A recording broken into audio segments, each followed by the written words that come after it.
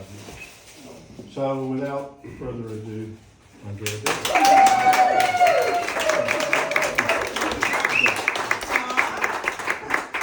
Wow, well, thank you very much. Can everybody hear me okay? Yeah. Okay, awesome.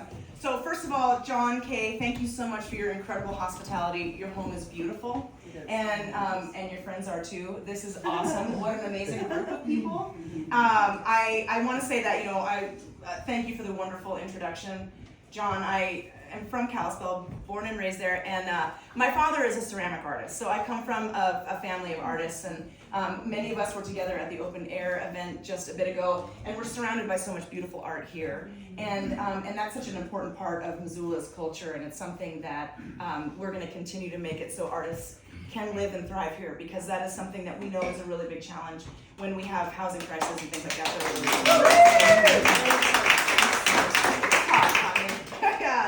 But I did want to just, I wanted to say a few words. I wanted to just talk a bit about why I'm running, again, only after 2 years. And I wanted to mention a bit about my priorities and things, that I'm envisioning for the next 4 years. And then I'd love to open it up for questions, if folks have questions. It's always actually my favorite part, because I love hearing what is on top of people's minds, what people are curious about. The last 2 years, and not even, right? I've been in office since late 2023. Our late, great Mayor Engen passed away, and that necessitated an election. And I ran in 2023 at the encouragement of many of wonderful community members who suggested that I step up and out of the career that I was in and step into the opportunity to be mayor. And I was very lucky and very fortunate that the voters in Missoula had the confidence in me to take on this role. And it has been an incredible learning experience. I will say that there was a lot of skills that translated, but there's nothing like being in the job, right?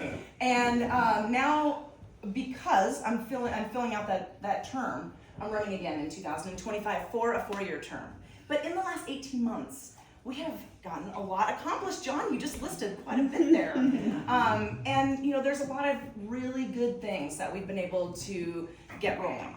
Some of the things that you mentioned, we have an active partnership at the city to try to encourage more affordable housing, workforce housing. So we have under construction on the north side, on the Scott Street parcel, where we have 89 homes that are under construction on a community land trust. That community land trust is managed by what was North Missoula Community Development Corporation, but it's a private-public partnership. We're using city resources to help fund that project with infrastructure and some dollars in workforce housing. The community land trust helps keep down the cost of housing for people that are going to purchase condos and townhomes there. But the whole point of that is that those affordable homes become really part of the infrastructure of affordability for our workforce. So it's not just that first generation, but into perpetuity. Those homes will be made available for other Missoulians as a first entry step out of rental housing. And then when they're ready to step up into regular market, hopefully we're able to address that through our code reform.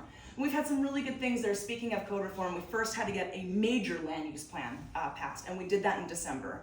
That land use plan is a forward-looking document for the next 20 years. It is something that is quite progressive for the city of Missoula. We've taken a look at how land use, street typology, all these things work together. Now that's going to inform a unified development code that will make it easier to build more homes in more places in our community, really addressing an ongoing need that we have, which is that we need more homes for not only people that live here, but also for people that are moving back, for your kids to find somewhere to live, or people that are retiring, want to move and downsize out of their home, but they're not finding an adequate place to live. All of those different opportunities. We really need more housing, diverse types, and in different parts of our community. So I'm mixing up